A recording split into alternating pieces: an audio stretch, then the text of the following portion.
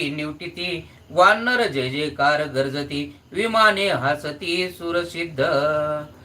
जेवढे मुंडके तोडील तेवढे मुंडके आणि परत परत येऊ लागले.